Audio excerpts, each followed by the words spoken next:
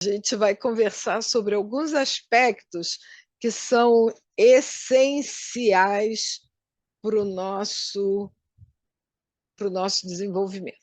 E eu não acredito em acaso, né? Então, olha o que aconteceu essa semana. Essa semana saiu o resultado do PISA do Brasil. E as notícias foram relacionadas ao tema dessa live. Brasil tem desempenho ruim em prova na educação básica. E eu recomendo que todo mundo corra atrás de todas as reportagens que foram apresentadas em todas as mídias.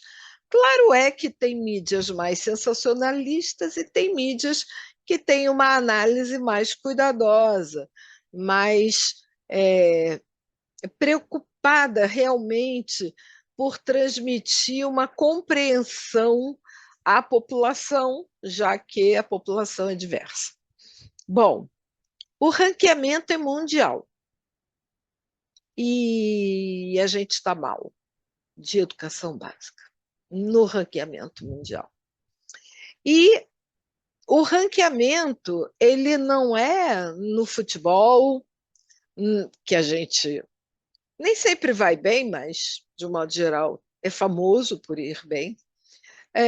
Também não é nas artes, e o nosso carnaval é muito famoso, Brasil afora, mundo afora, também não é nas artes. É onde se faz ciência, é onde se produz conhecimento científico, é onde as entregas são entregas de peso, com inteligência artificial, saúde, enfim, ciências, matemática e línguas. Porque sem línguas nós não acessamos ciência nenhuma. Sem matemática, ninguém acessa o raciocínio lógico abstrato. E sem ciências, a gente não responde às perguntas mais básicas sobre a vida. E nós estamos mal. Eu sugiro que vocês assistam essa reportagem da CNN. Continuando, o Brasil é o sexto pior país em ranking de habilidade de leitura. Habilidade de leitura, gente, se não lemos, nós não acessamos a mais nada. Como é que nós estamos abaixo da média na leitura? Eu estou falando de um lugar em que há 40 anos se produz analfabetismo funcional. Eu estou falando de um lugar onde os alunos chegam no ensino médio sem saber ler e escrever.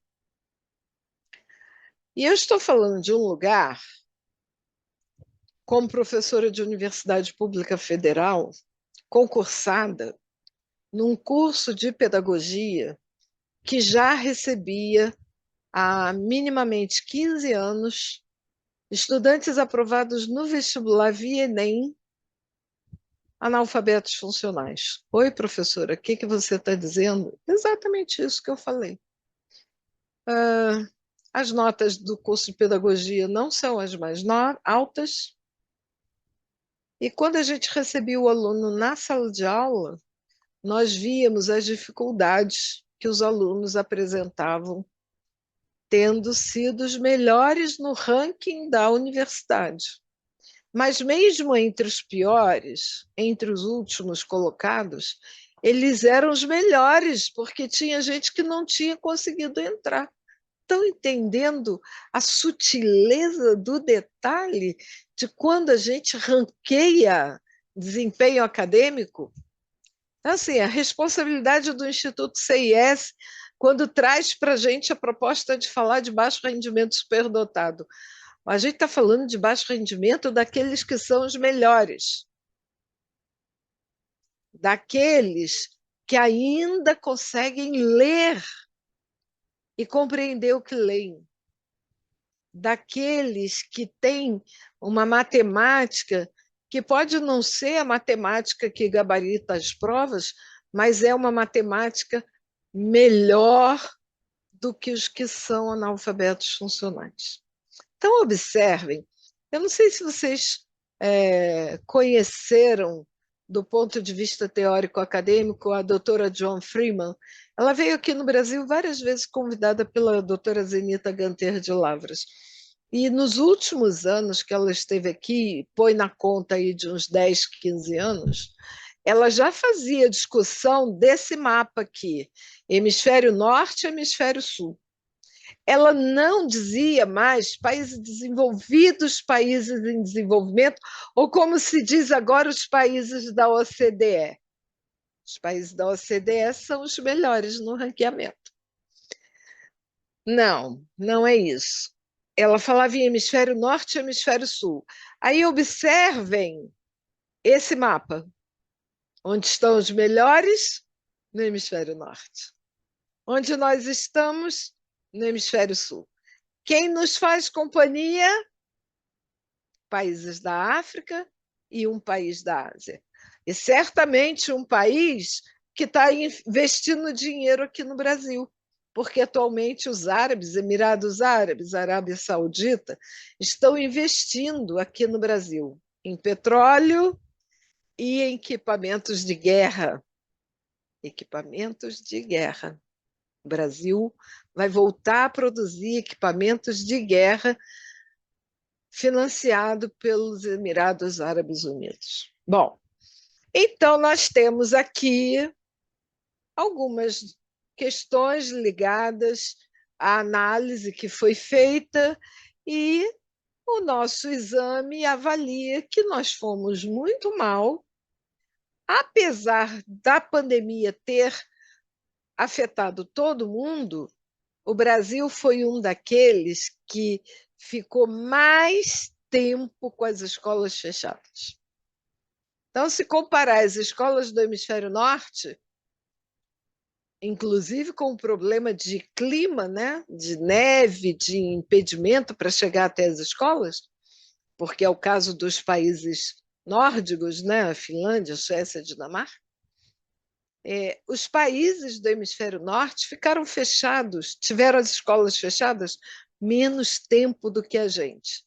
E isso certamente impactou menos do que a gente, nós ficamos muito tempo fechados, muito tempo fazendo de conta que o ensino remoto estava acontecendo, com muitos professores críticos ao que eles chamaram de EAD, não foi, o ensino remoto não foi EAD, mas eles não dominavam a ferramenta remota.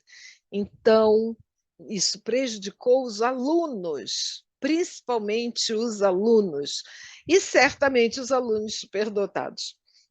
Não sei vocês, mas eu conheço vários alunos que desligavam o computador e iam assistir aula nos Estados Unidos.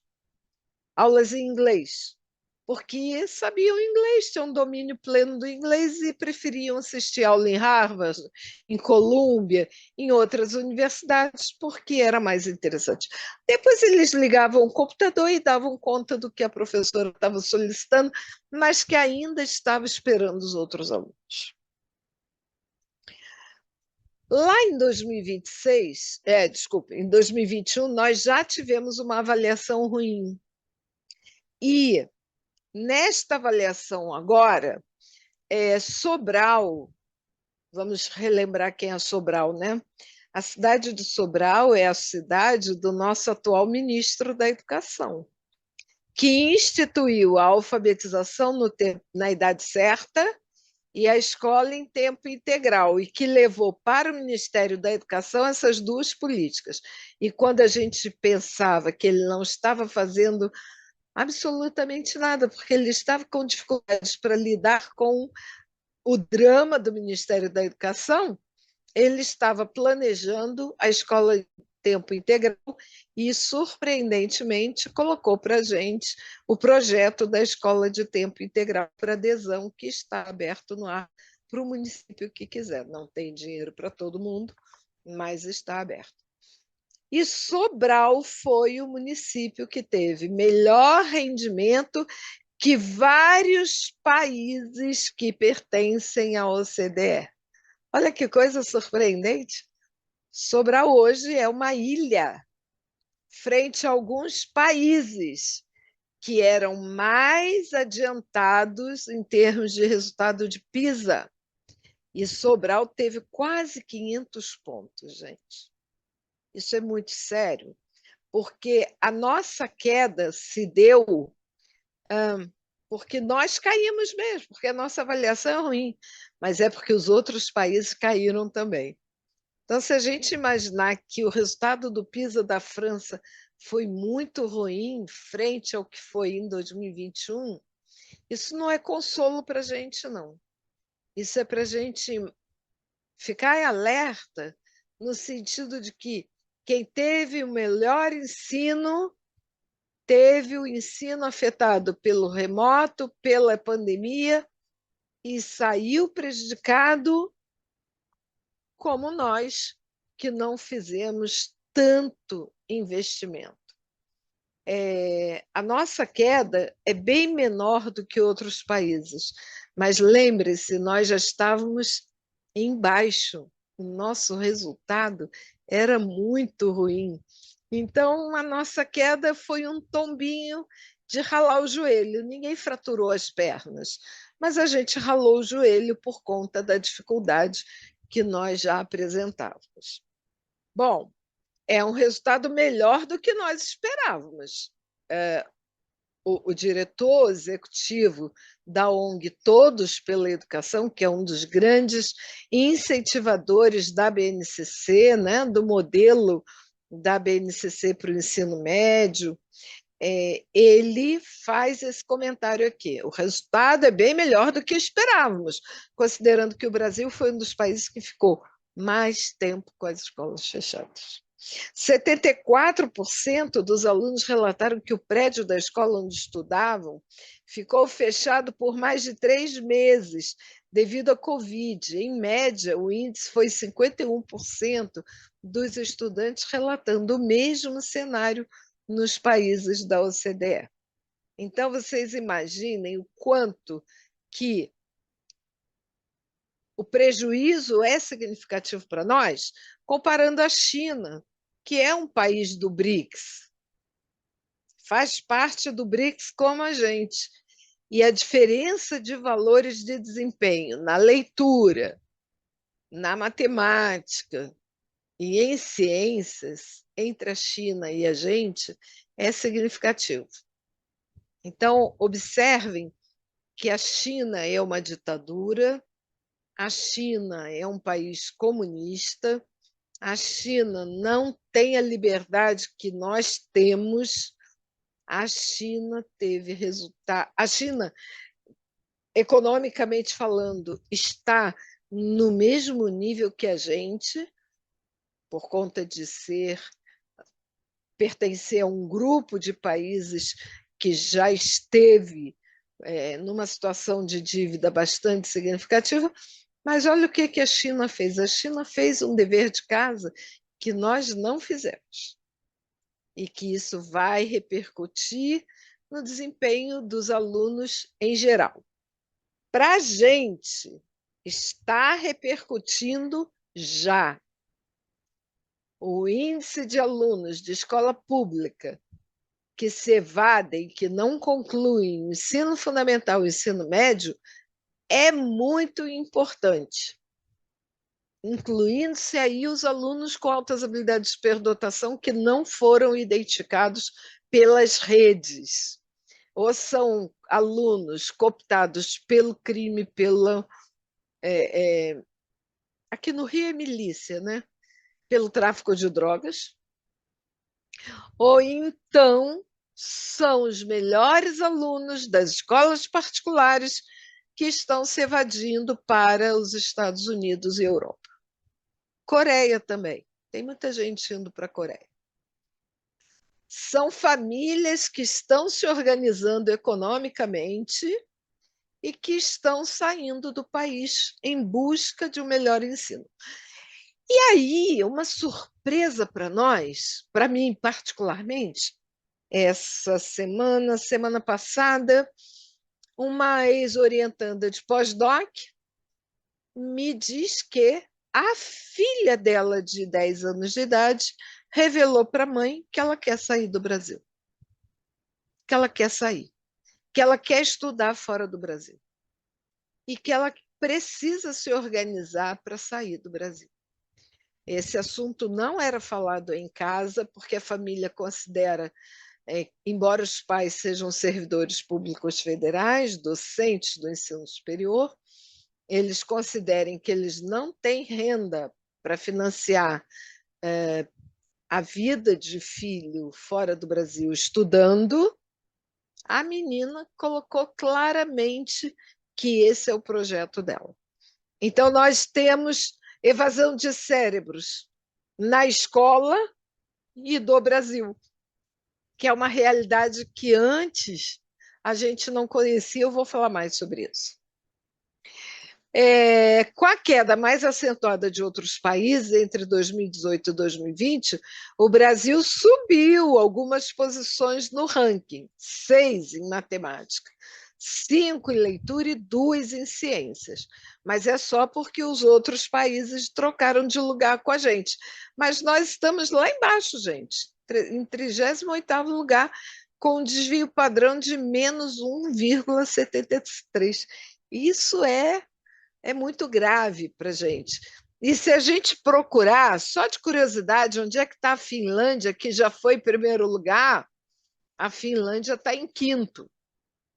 A Coreia do Sul e o Japão estão em primeiro e segundo, Singapura, Hong Kong, ou seja, países asiáticos é que estão nos 4 primeiros lugares. A Inglaterra em sexto, o Canadá em sétimo, a Holanda em oitavo, a Irlanda em nono, a Polônia em décimo. Então vejam quem são os países que hoje serviriam de modelo para uma educação comparada. Comparar a educação no Brasil e a educação nesses países. Vai comparar com Portugal? Eu autorizei recentemente algumas pessoas saírem para fazer educação comparada com Portugal. Portugal está em 28º lugar. Vai comparar o Brasil com Portugal? Qual é a diferença? A gente não está muito diferente, não. A gente está quase pertinho de Portugal. A língua? Não, a gente tem que correr o risco. A gente tem que comparar a educação do Brasil com esses países aqui, para a gente poder imaginar como seria se a educação do Brasil fosse como a desses países para os nossos superdotados. Porque a minha preocupação é imaginar que os nossos superdotados, eles estão aqui nesse ranking de um desvio padrão de menos 1,73. Vocês sabem o que significa menos 1,73 de desvio padrão, né? Todo mundo sabe o que é o desvio padrão 2 para entrar na mensa. Nós estamos do outro lado da curva, no menos 1,73, quase no menos 2, na simetria contrária do 2 que entra na mensa. Onde é que nós estamos? Na faixa negativa da curva? Pois é.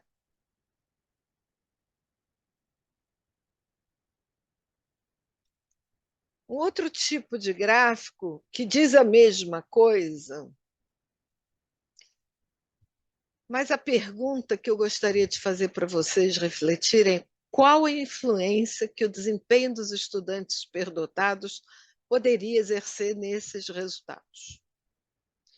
E a resposta, no dia de hoje, que nós temos 26 mil estudantes identificados, é quase nada.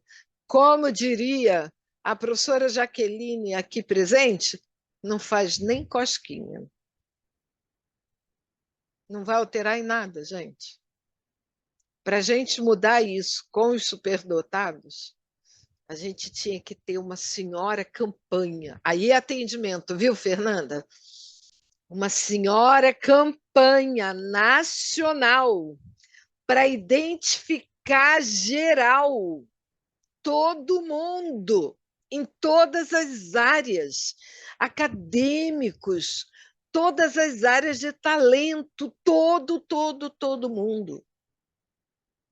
mandar todo mundo para as Olimpíadas do Conhecimento, para eles se sentirem gratificados, voltarem para a escola e fazerem as melhores provas possíveis. Porque aqui, quando eles vão fazer a prova, mesmo a prova do PISA, eles vivem um conflito. Qual conflito? De que adianta gabaritar as provas se eles não são valorizados?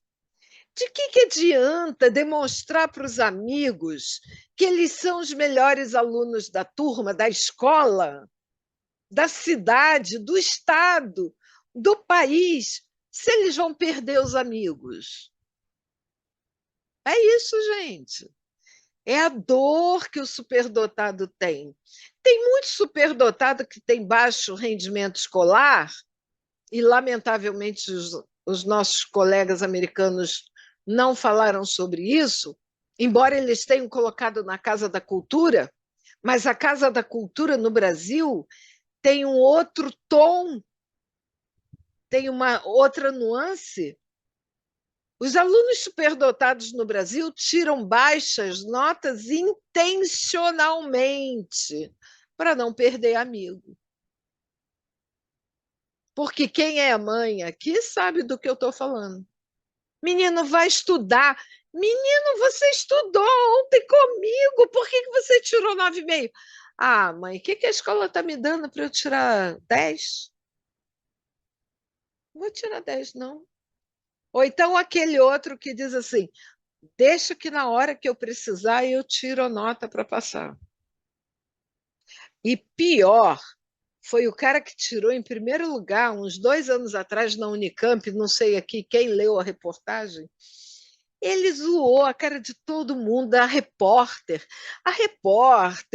falando com ele, querendo que ele se achasse, primeiro lugar em medicina na Unicamp e tal. Eu não sei, não, que eu só estudei os últimos 6 meses, porque eu tinha que saber o que ia cair na prova, né? Então eu estudei os últimos. Não, a vida inteira eu joguei bola, eu tive amigo, eu fui para festa, passei o final de semana fazendo trilha. Não, que. Ah, quando eu precisei, eu sentei e estudei. Em 6 meses. É claro que esse menino ele tinha cultura escolar, né? A gente não pode achar que ele era um menino completamente analfabeto funcional. Não, ele não dava tudo. Ele não tirava o couro para tirar 10 o tempo inteiro. Ele não fazia isso, porque os nossos superdotados não fazem. Sabe quem são os superdotados que procuram as clínicas?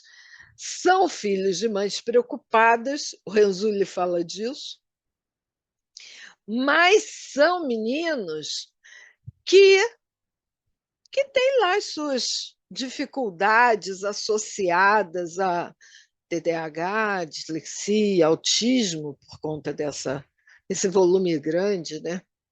Porque a maior parte dos superdotados estão vivendo a vida, gente.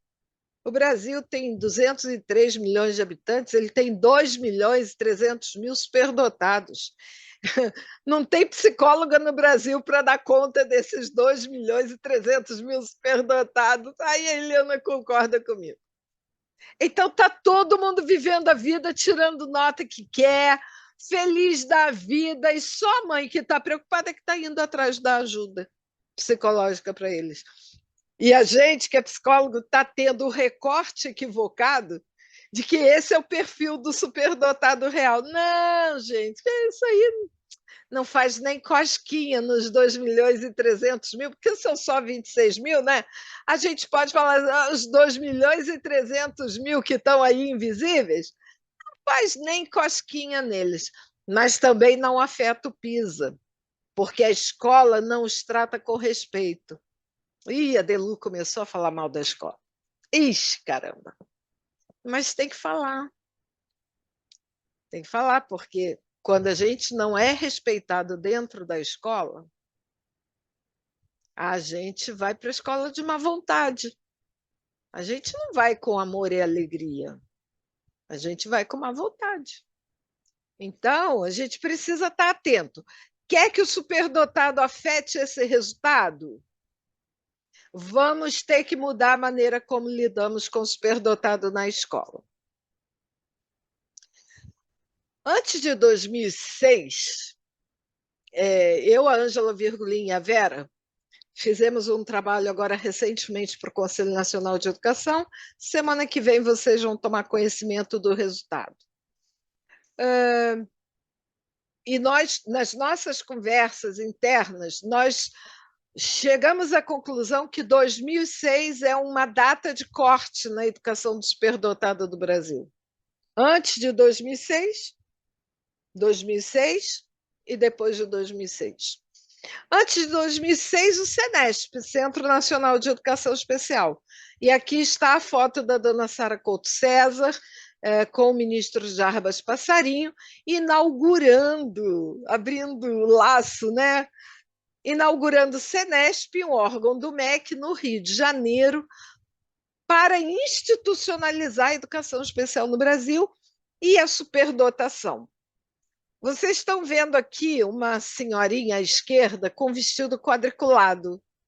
A senhorinha que está do lado esquerdo dela é nada mais, nada menos do que a doutora Maria Helena Novaes, que estava lá testemunhando a inauguração do CENESP. E quem é da área da deficiência intelectual, quem passou pela deficiência intelectual no Brasil, do lado esquerdo do ministro Jarbas Passarinho está a dona Olívia Pereira, um grande nome na educação especial dos deficientes intelectuais do Brasil. Eu fui aluna das três, da Maria Helena Novaes, da dona Olívia Pereira e da doutora Sara Couto César. Então, foi aqui que a educação do superdotado foi opcional, embora legal. Foi reafirmada pela Lei 5692, porque o governo militar decidiu que os superdotados eram prioridade no Brasil. Depois criou o AI-5 e matou alguns deles. E mandou para fora do Brasil outros tantos. E eu quero dizer isso para vocês. Esse trauma está no inconsciente da esquerda brasileira. A esquerda brasileira, ela não é só contra a educação dos superdotados, porque ela tem o pensamento marxista por orientação política, mas existe um trauma inconsciente que aqueles que demonstravam a inteligência, a sensibilidade, a arte, a crítica, a potência, os estudantes da Uni, os políticos, os professores universitários, os mais brilhantes, os artistas, os nossos artistas, né? Eles foram exilados do país, eles sofreram muito com o afastamento do Brasil, com tudo que aconteceu no Brasil, e quando eles voltaram, eles viram um discurso anti-eugenia na Europa, no Chile, em vários países em que houve perseguição política, e quando eles vieram para cá, eles trouxeram esse discurso, uns na explicitação oral linguística, outros no trauma inconsciente. Então, assim, quando a gente, como eu ouvi o presidente Lula 15 dias atrás, dizendo que negros, indígenas e quilombolas custaram a chegar na educação brasileira por causa do racismo estrutural e por causa do elitismo, eu entendi essa mensagem para a gente. Olha por que eu não dou força para o atendimento aos superdotados.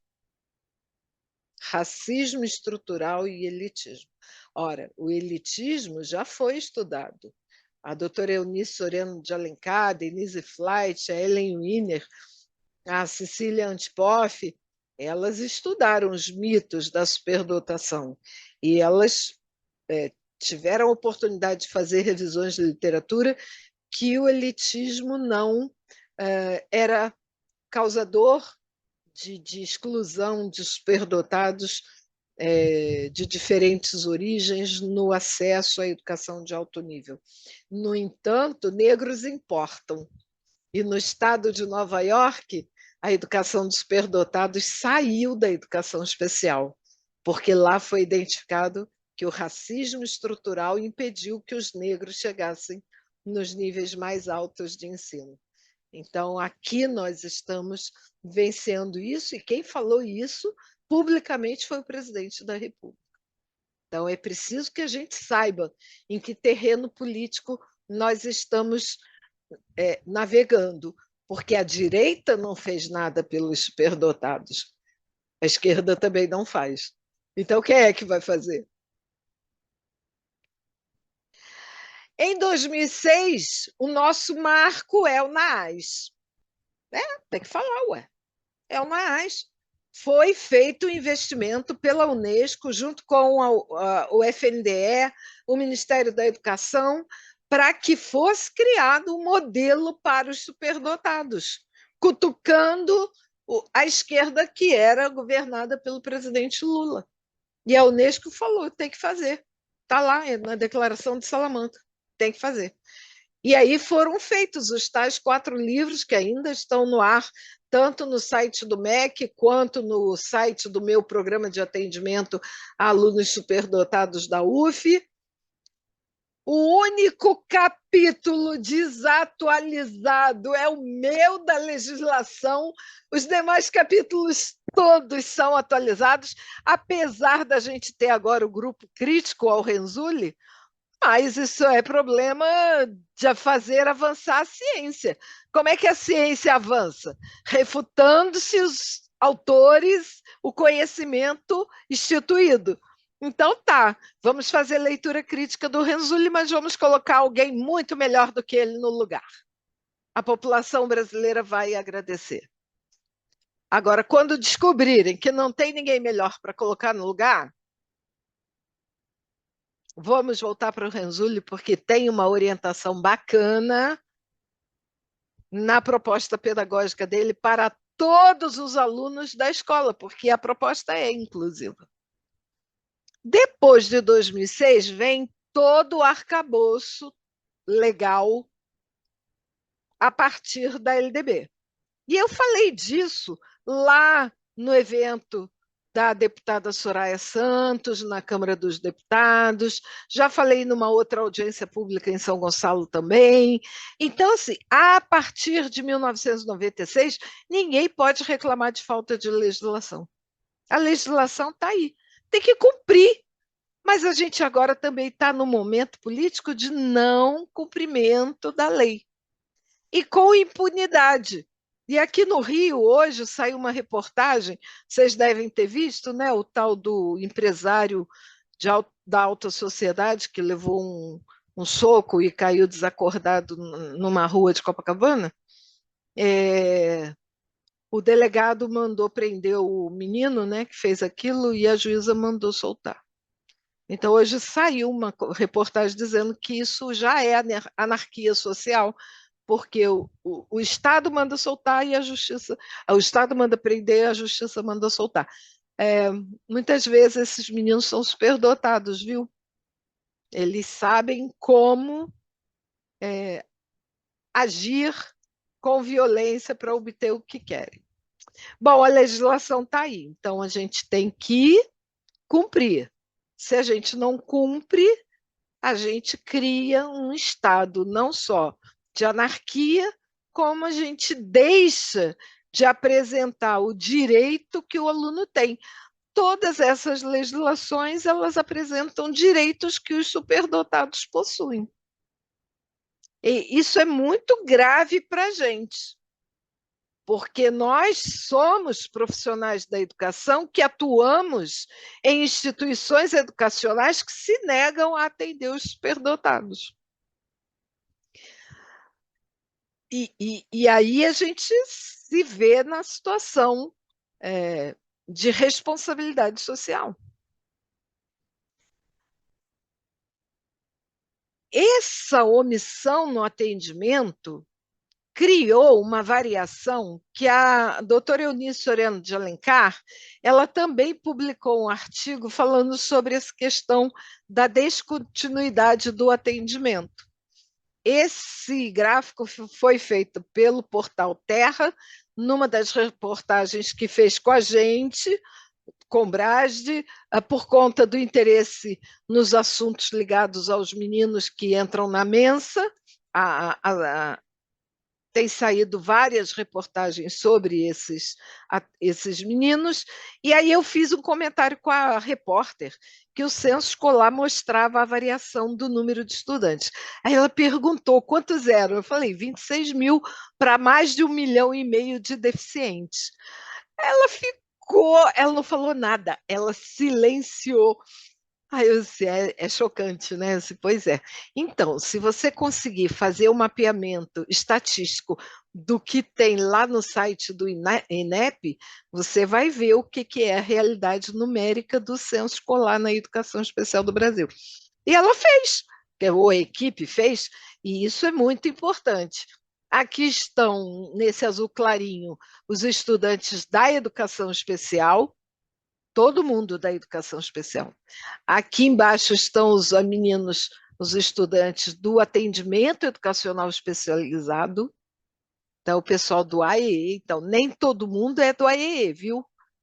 Então tem um menor grupo do AEE, e aqui embaixo, rente à linha base do gráfico, estão os superdotados, a gente quase não vê. E aí tem uma elevação aqui na curva e tem um decréscimo. A professora Rose já fez lá na UFSCar um estudo que mostrou que teve um ano aqui de elevação, que São Paulo computou 2 vezes cada aluno superdotado em atendimento. E aí, por isso que o número dobrou. E nós já temos notícias que isso aconteceu no Ceará também. Alguém do MEC foi no Ceará, foi lá e dobrou os números. Isso é grave, porque por que ninguém dobra o número de deficiente e dobra o número de superdotado? Para quê? Para que isso? Então, a gente precisa estar atento, porque os números já são errados. Há muita inconsistência quando a gente analisa os microdados. A gente não tem com precisão que sejam esses números. Eles são incompletos, mas uma verdade a gente não pode deixar de admitir. O número de alunos superdotados no Brasil é insignificante. Não faz cosquinha em nenhum número outro do nosso país. E aí, a variação decorrente da descontinuidade gera invisibilidade.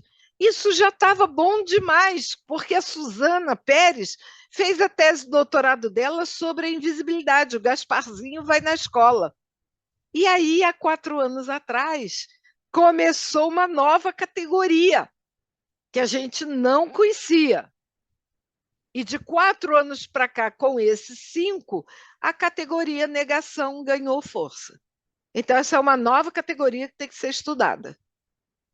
Porque as evidências culturais, elas aparecem, não são as evidências científicas.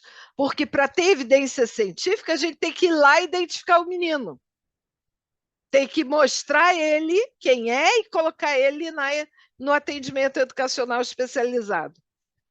Mas a evidência cultural do futebol e do carnaval, só para pegar esses dois, a gente poderia pegar até o cinema, mas ele é muito menor em termos de volume de produção. Se a gente pegar só o futebol e o cinema, que são evidências culturais, nossa Senhora, a situação é dramática. Porque quando a gente olha em qualquer capital que tenha um mega carnaval, com carros alegóricos, com adereços, com alegorias, com aquelas esculturas monstruosas feitas em isopor, são meninos que estudaram em escola pública. São meninos que não conseguiram fazer escola de belas artes. Quem fez escola de belas artes foi quem escreveu a sinopse do enredo da escola. Mas quem foi lá para o barracão, esculpiu o isopor, para fazer aquela mega escultura que representa a escola de samba, aquele menino não tem escolaridade nenhuma. Ele se evadiu da escola. A Eliana sabe do que eu estou falando, né? Pesquisando criatividade, as artes, você está sabendo do que eu estou falando.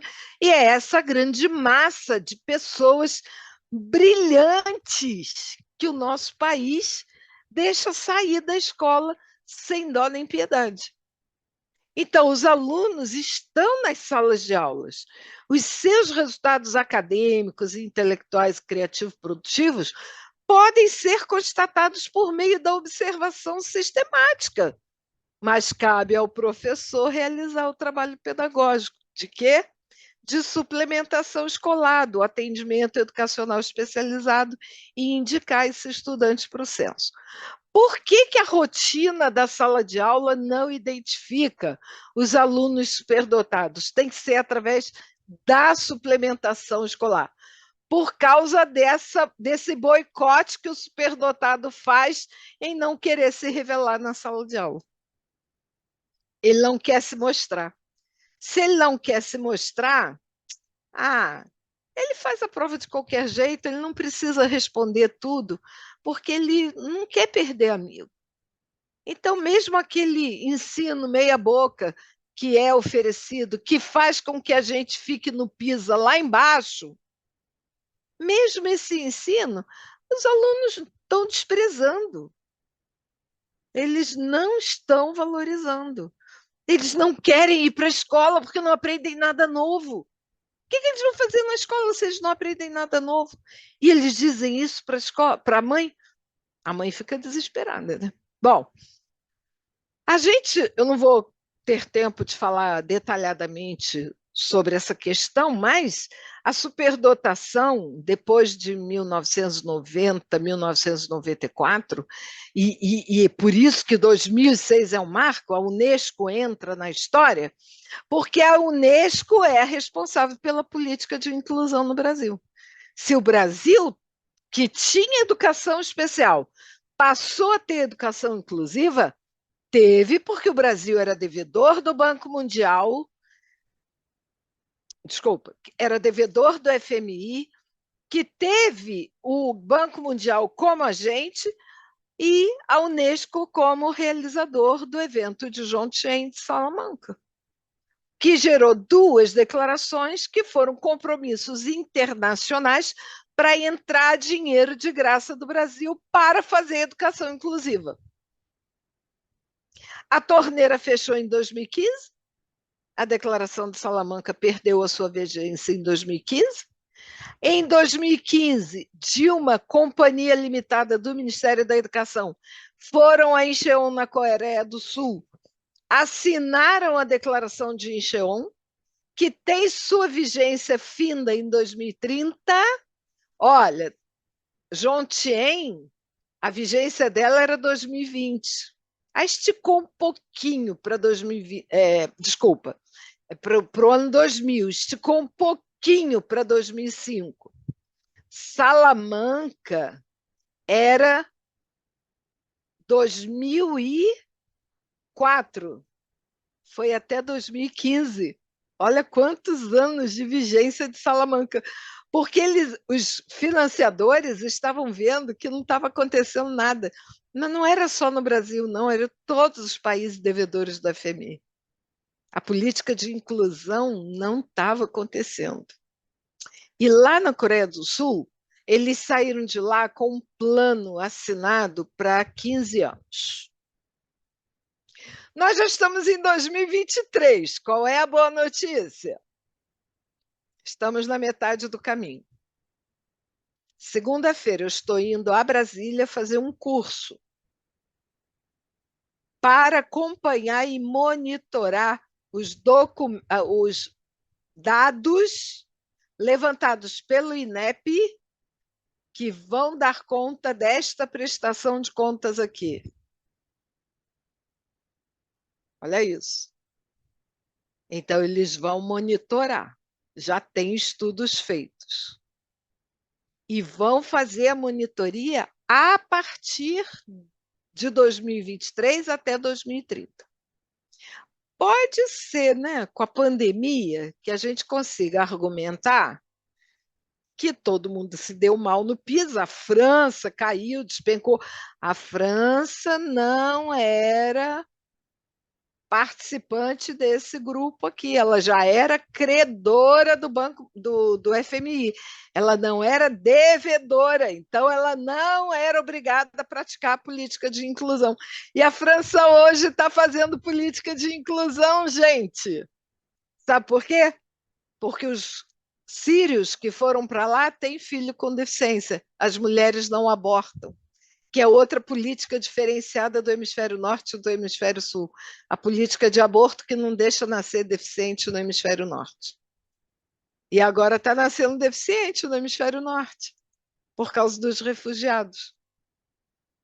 Então, olha, isso aqui ainda vai dar caldo, isso aqui ainda vai dar samba, mas a gente tem uma verdade, que é falta de política pública, municipal, estadual, federal, programas nas escolas privadas, faz com que esses alunos manifestem sofrimento psíquico onde eles deveriam ser felizes, ou seja, na escola. Porque vocês vão me desculpar. A cara da Fernanda abrindo aqui o nosso seminário, né, a nossa etapa, era a cara de uma pessoa muito feliz, muito feliz. Eu estou sempre feliz, né? Vocês nunca me viram fazer uma live de cara amarrada. Eu faço minhas caras amarradas. Mas nunca ninguém me viu fazendo live de cara amarrada. Porque eu estou sempre para cima. Gente, é muito. Porque é bom o que a gente faz. A gente é feliz com o que a gente estuda e aonde a gente trabalha. Apesar do sofrimento dos alunos, da falta de política, a gente faz o que a gente gosta. Oi, a gente recebe salário para fazer o que a gente gosta, que é trabalhar com superdotado, com criança criativa, com criança que inventa, com criança que inova, com criança que gosta de estudar. A gente é paga para fazer isso. Imagina. E aí alguém poderia dizer assim: vocês são loucas, vocês são todas esquizofrênicas, vocês não têm noção da realidade que está acontecendo lá fora na vida real. Na vida real está todo mundo em depressão, tem um monte de gente se suicidando, a situação é gravíssima lá fora, as crianças estão invadindo da escola.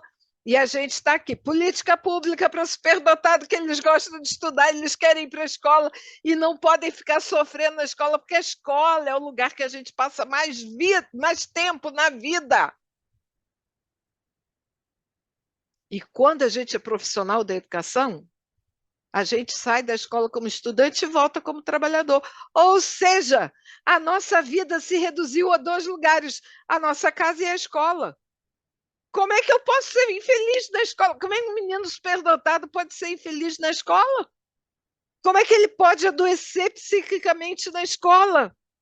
Não pode. Fazer o atendimento suplementar, o AEE para o superdotado, é uma maneira de garantir saúde psíquica e felicidade para esses meninos. Existe um modelo de exclusão na escola estudado por Ferraro, que é um escritor que vocês precisam conhecer. Vocês precisam. Esse aqui é a revisão. Esse artigo que eu estou indicando para vocês é a revisão, porque ele faz uma revisão de tudo que ele escreveu e ele faz com o Ross Steven Dutt Ross, ele vai fazer a comparação com a França. Então, é estudo comparado Brasil-França, exclusão da e na escola. E o estudo dele vem desde 1980. O Zé Geraldo Silveira Bueno, meu orientador de doutorado, ele diz que a classe média sai da escola pública e vai para a escola particular, e a classe popular entra na escola pública na década dos anos 1970. E ele começa a estudar fracasso escolar, exclusão da e na escola, a partir de 1980. Então, exatamente logo após esse movimento, essa mudança radical na escola pública. Então, a gente precisa conhecer. Por quê? Os meninos superdotados, eles estão estudando nessa escola aqui, na escola da exclusão escolar, das desigualdades educacionais, numa escola que vive num país que tem uma dívida educacional do ponto de vista econômico e moral. E uma escola do fracasso escolar, onde as perspectivas estão postas geralmente na forma de antinomias, contrários. Inclusão, exclusão, igualdade, desigualdade, direito, dívida, sucesso, fracasso. E aí eu estudei o sucesso e fracasso dos alunos superdotados. Esse é o meu orientador, querido orientador, Zé Geraldo Silveira Bueno, da PUC de São Paulo, no programa de estudos pós-graduados em educação, História, Política, Sociedade, terminei em 2001. E o pior é que o meu estudo ainda é atual. Meu estudo ainda é atual. Porque a gente não fez o dever de casa com relação aos alunos superdotados. Então, se eu repetir meu estudo hoje, eu vou encontrar as mesmas coisas. O quê? Que a trajetória escolar dos alunos superdotados estudados foi marcada por 4 categorias segundo Bardan. O que são categorias segundo Bardan? Eu não conhecia essas categorias antes de analisar a gravação das entrevistas. Depois que eu ouvi cada uma das entrevistas, e foram 10, aí eu percebi que haviam essas categorias: rendimento escolar, relações interpessoais, padrões de comportamento e hábitos de estudos. São categorias que todo mundo sabe que existe, que são pedras no caminho do superdotado. Já falamos muito sobre rendimento escolar. As relações interpessoais, todo mundo sabe qual é o drama do menino superdotado, padrão de comportamento e a ironia, né? O aluno superdotado não tem hábito de estudo. Claro que não tem, ele pode assistir uma aula e aprender tudo numa aula, mas ele é reprovado em cálculo 1 quando ele chega em engenharia na universidade. Por quê? Não é porque ele não sabe matemática, é porque ele não tem hábito de estudo. Porque se ele sentar para estudar as listas que o professor de cálculo 1 passa, ele sabe matemática, ele vai conseguir resolver os exercícios. Mas sem treino não se forma sinapse. Sem sinapse não se resolve as questões da prova de, de cálculo 1 nos cursos de engenharia. Esse foi um dos referenciais teóricos que eu estudei. A gente já não ouve mais falar nele, né? Eu ontem fiz um levantamento, ele existe na internet, mas ele não tem feito nada atualmente. Quer dizer, os anos de glória dele foram aqui no Brasil, em que ele traduziu todos os livros dele suíços para o português, veio aqui no Brasil, ganhou rios de dinheiro e foi embora. E o livro que eu usei como referência, eu usei toda a literatura dele, mas a discussão final caiu nesse daqui, porque olha a ironia do título do livro: da excelência à regulação das aprendizagens entre duas lógicas. E ele vai dizer que o aluno superdotado, e ele vai usar essa palavra, é um debochado na escola. Porque ele faz o que quer e quando quer ele tira 10.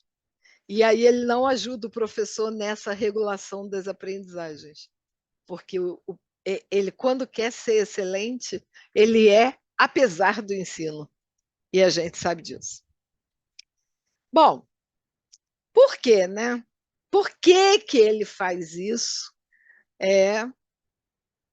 Porque tem gente trabalhando na escola. Quem é que trabalha na escola, né? A gente passou por muitas mudanças teóricas, mas eu sou do tempo que eu aprendi que eu ensinava. Eu estudei didática para ensinar e eu queria ser professora para ensinar. E eu acho que eu ensino, porque tem tanta gente que vem ouvir o que eu falo e tem tanta gente que comenta no chat coisas pertinentes. Eu acho que eu ensino. Eu não poderia estar aqui sem planejamento. Eu não poderia fazer alguma coisa com base em planejamento sem avaliar. E eu não poderia avaliar sem tomar decisões. Então, para estar aqui fazendo essa live para vocês, eu já tive que fazer esse exercício. A gente está fazendo isso na escola. A escola que defende a tese de que ninguém ensina ninguém, planeja, avalia, decide a favor de quem? É só a gente ver qual é o grau de alfabetização do brasileiro. Se a gente não alfabetiza mais as crianças, a gente sabe onde é que a gente vai parar no PISA dos próximos anos. Quem ensina quem? Quem planeja para quem? Quem avalia o que em quem? Quem decide o quê? Se o aluno superdotado é invisível. Quem ensina quem se o aluno superdotado não é conhecido? Se o professor não conhece o aluno superdotado, ele vai planejar o que para esse aluno desconhecido? Se ele não planeja, o que ele vai avaliar para esse aluno superdotado? Ele vai tomar que decisão?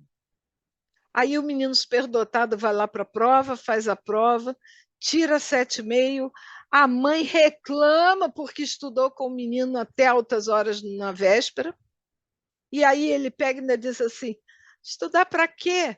A prova é igual ao dever de casa, a prova é igual ao livro, a prova é igual à aula que ela deu. Não precisa estudar não, na hora que eu precisar eu tiro a nota. Qual é a mãe que tem o que argumentar com o filho? Se o profissional que está por trás disso aqui não responde, não corresponde ao juramento do dia da formatura. Quem garante que o que foi planejado para a vida de outrem será um sucesso? Quem garante? Os mitos estão aí para dizer isso. Nem todo mundo que tem bom rendimento na escola tem sucesso na vida adulta. Nem todo superdotado tem alto desempenho na escola. E por aí vai. Então, tudo que implica em sucesso, tudo que tem como parâmetro e método sucesso, a gente tem que colocar na balança de quem é que está planejando o sucesso de quem. Vocês já pensaram uma rede de ensino que não reprova ninguém? Todo mundo passa com 6? Todo mundo passa com 6, todo mundo passa com 5. Que milagre é esse? Em tempos de inclusão. Mas todo mundo passa com 6. Os superdotados, eles passam com quanto? Passam com 6 também, porque eles não levam 10 para casa. Então, a gente precisa analisar o que está por trás de tudo. Porque tudo depende de nós, gente. Não depende de mais ninguém, não. Depende da gente. A gente que planeja, a gente que ensina, a gente que decide. Da sociedade que nós somos e da cultura que nós cultivamos, da humanidade que existe em nós. Se eu estou preocupada com os alunos superdotados, eu estou preocupada com a humanidade que está circundando essa pessoa. Com essa humanidade que tem pessoas superdotadas, que, que vive condições tão desiguais. Enquanto a SpaceX continua levando astronauta e equipamento para a estação internacional, as guerras do Oriente Asiático estão acontecendo. A guerra no Rio de Janeiro continua acontecendo. E são humanidades, são conceitos, valores morais, éticos, de cultura, que não trazem solução para a gente. Está todo mundo preocupado com a rede X, o ex-Twitter. Gente, o cara tá. O moço está vivendo a vida dele, dando emprego para milhares de pessoas. se habilitando para colocar a gente em Marte, na Lua. Entenderam? É isso. Nós estamos vivendo o século XXI. Geração X, Y, geração Z, geração Alfa. Olha, tem alguém preocupado com esses estudos sociológicos? Porque quem fala nisso hoje são cientistas sociais, australianos e americanos. E o mercado está muito preocupado, porque essa geração tem novos hábitos de consumo. Marx daria voltinhas no túmulo quando soubesse os, os métodos de consumo dessas gerações. E olha, são superdotados que não tiveram atendimento educacional especializado. No Brasil, se vocês fizerem um estudo com a geração Y, geração Z, para identificar superdotados adultos, eles estão aí nas redes sociais falando para a gente. Estão aí se manifestando. Se a gente olhar como eles consomem, a gente vai ver que é igualzinho lá na Europa. Não compram, alugam, não dão, reciclam e vai por aí afora. Zilhões de cursos de graduação, mestrado, doutorado. Estão inventando outro modo de viver. A gente ainda não sabe como é que é, mas procurem conhecer esse assunto porque ele é muito interessante. Não tem pessoas que não sejam superdotadas nesse grupo, hein? Cristina Delu no dia de hoje.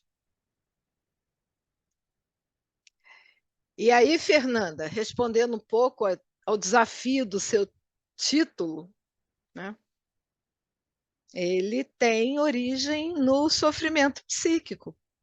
E enquanto a criançada estava escrevendo para a professora, obrigada, professora, eu estou com saudade.